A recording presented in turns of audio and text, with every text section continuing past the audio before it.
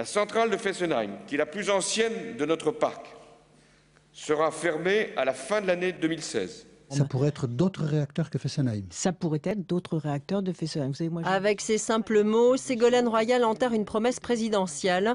Fessenheim devait fermer en 2016, c'est de moins en moins sûr.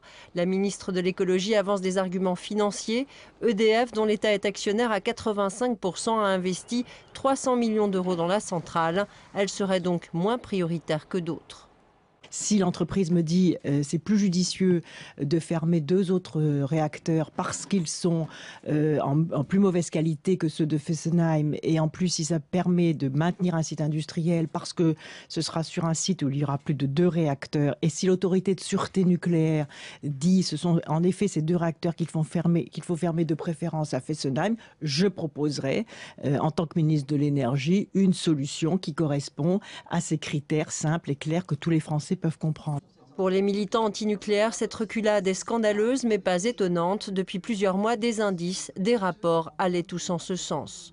L'État, je ne dirais pas le pouvoir ou quelqu'un, mais l'État s'est mis lui-même en capacité de ne pas respecter sa promesse.